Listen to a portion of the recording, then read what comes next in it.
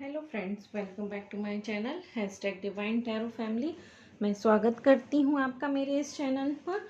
तो फ्रेंड्स, जैसे कि आपको मालूम है कि इस चैनल पर जो है टैरो कार्ड रीडिंग की लर्निंग सीरीज़ चल रही है। तो ये आज उसका ही एक सीरीज़ का नेक्स्ट वीडियो मैं यहाँ पर अपलोड करूँगी। ओके, तो सबसे पहले यदि चैनल पर नए हैं तो प्लीज़ इसे सब्सक्राइब कीजिए, और अगर आपको मेरा ये वीडियो पसंद आता है तो इसे लाइक एंड शेयर करना ना भूलें। तो फ्रेंड्स, आज का जो ये कार्ड है ये वैसे 5 नंबर का कार्ड है, पर इसमें नंबर 4 पड़ा हुआ है, क्योंकि मैं आपको बता चुकी हूँ कि जो टैरो कार्ड है वो 0 से स्टार्ट होते हैं, इसलिए ये कार्ड नंबर 5 है, बट कार्ड पर नंबर 4 है। तो जो कार्ड नंबर 5 है ये द एम्परर का कार्ड रहता है। तो आज सबसे पहले इसके पिक्चर डिस्क्रिप्शन देखेंगे, फिर कीवर्ड्स देखेंगे, फिर उसको कैसे लाइफ के हर एक एस्पेक्ट से रिलेट करेंगे वो हम यहाँ पर देखेंगे, है ना। तो जो ये मेजर आर्कना में ये जो द एम्परर का कार्ड है, इसमें क्या है कि आप जो इसकी पिक्चर देख रहे हैं तो आपको ये क्या दिख रहा है, इसमें एक ये एम्परर मीन्स राजा, ठीक है ना। तो ये राजा है, मीन्स ये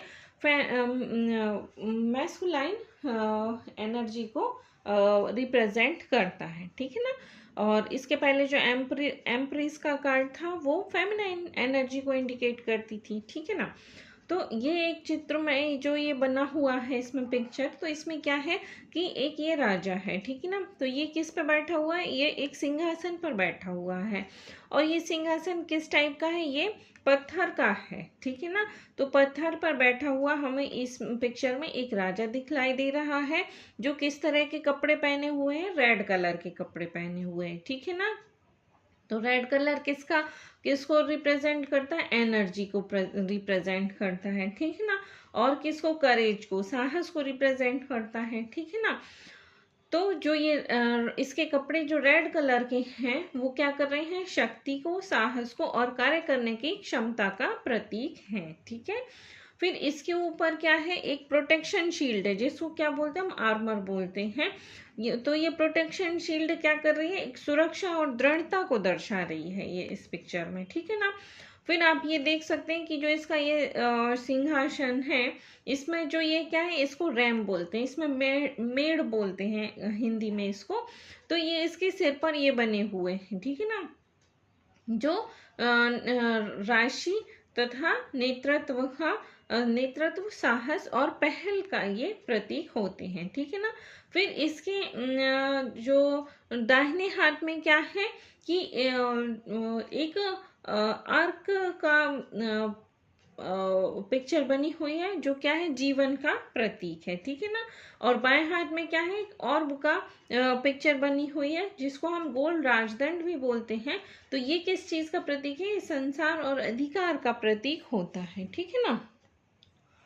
तो संसार और अधिकार का प्रतीक होता है। फिर इसके ऊपर क्या है, पीछे साइड जो है वो ऊंचे बंजर पहाड़ दिखलाई दे रहे हैं, ठीक है ना। आप देख सकते हैं पिक्चर में कि जो ये पीछे की साइड है, ये देख सकते हैं आप, ये पहाड़ दिखलाई दे रहे हैं, जो क्या है कि ये बंजर पहाड़ है। तो ये कठिनाइयों का प्रतीक यहाँ पर माने जा रहे हैं, मतलब कठिनाइयों का सामना करने की क्षमता और स्थिरता को ये दर्शाते हैं, ठीक है ना। क्योंकि बाकी चीज़ें पॉजिटिव हैं, तो ये कठिनाइयों का तो प्रतीक है, लेकिन ये इन चीज़ों से सामना कर लेंगे, ठीक है ना। फिर क्या है कि दूर एक छोटी नदी बहती हुई दिखलाई दे रही है, ठीक है ना। आप देख सकते हैं पिक्चर में कि एक नदी बहती हुई दिखलाई दे रही है। तो ये किस चीज का प्रतीक है, ये कठोरता के भीतर संवेदनशीलता की मौजूदगी का प्रतीक होता है, ठीक है ना। तो ये हो गया इस पिक्चर में। फिर इसके बाद क्या है कि जो इसका फेस है, इसकी मैं बतला चुकी हूँ कि जो नदी है वो कठोरता के भीतर भी संवेदनशीलता की मौजूदगी बतलाती है, और जो इसका फेस है वो क्या है कि कॉन्फिडेंस से भरा हुआ है, और एक बहुत ही सीरियस फेस दिखलाई दे रहा है, मतलब। तो ये क्या है कि राजा का जो चेहरा, मतलब इसमें कोई भी स्माइल नहीं है, आप देख सकते हैं कि ये बहुत ही सीरियस बैठे हुए हैं यहाँ पर। तो जो राजा का चेहरा है गंभीर और आत्मविश्वास से भरा होता है, ठीक है ना, जो किसका प्रतीक है, अनुशासन और जिम्मेदारियों का प्रतीक है, ठीक है। अब इस कार्ड के कीवर्ड्स क्या रहेंगे कि चूंकि ये राजा है तो ये क्या है, लीडरशिप को रिप्रेजेंट करेगा, ठीक है। फिर ये जो हाथ में राजदंड है तो ये अधिकार को रिप्रेजेंट करेगा, अनुशासन को, क्योंकि ये बहुत ही सीरियस है, मतलब राजा जो होता है वो ऐसा तो होता नहीं है कि मतलब गंभीर ही होता है, तो ये किस चीज को, अनुशासन को रिप्रेजेंट करेगा, स्टेबिलिटी को रिप्रेजेंट करेगा, ठीक है ना, रिस्पॉन्सिबिलिटी को, स्ट्रक्चर को और प्रोटेक्शन को ये पिक्चर रिप्रेजेंट करेगा। ये थे इसके कीवर्ड्स, ठीक है ना। अब इनको हम कैसे रिलेट करें लव लाइफ से, कैरियर से, फाइनेंस से, तो देखते हैं कि जो कीवर्ड्स हैं उन्हीं से हमें इन सभी एस्पेक्ट को रिलेट करना है।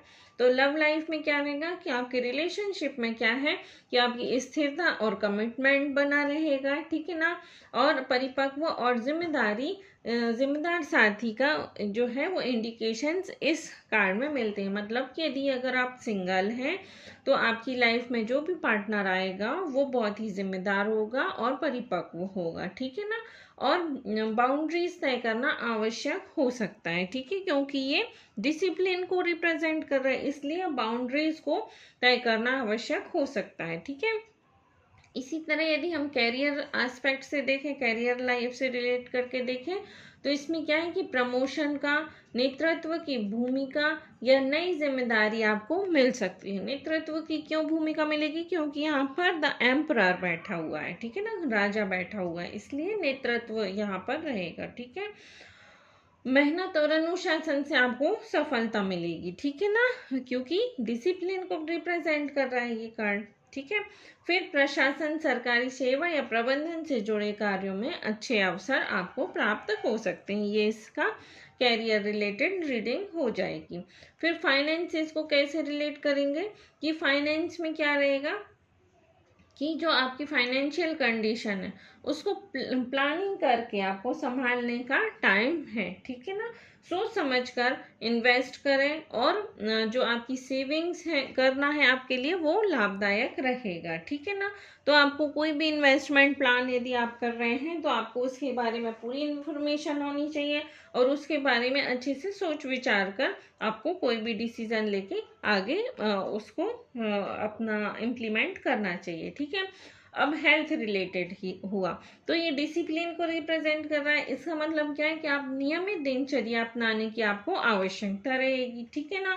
आपका हर एक चीज का टाइम टेबल होना चाहिए, इतने टाइम उठना है, इतने टाइम सोना है, इतने टाइम खाने का है, ठीक है ना, मतलब अनियमित दिनचर्या नहीं होनी चाहिए, ठीक है। फिर डिसिप्लिन के साथ स्वास्थ्य में सुधार संभव है, क्योंकि ये पूरा डिसिप्लिन पर बेस्ड है और ये पहाड़ी, ये कठिनाइयों से निकलने के लिए बतला रहे हैं। तो मतलब कि अगर हेल्थ रिलेटेड कोई भी इश्यूज है तो आप उसको बहुत आसानी से कवर कर लेंगे, मतलब वो इश्यूज जल्दी खत्म हो जाएंगे यदि आप नियमित दिनचर्या को अपनाएंगे तो, ठीक है। स्पिरिचुअल लाइफ से देश को रिलेट करते हैं तो ये क्या बतलाता है कि आत्मनियंत्रण, धैर्य और जिम्मेदारी के माध्यम से आध्यात्मिक विकास आपकी लाइफ में पॉसिबल है, ठीक है ना।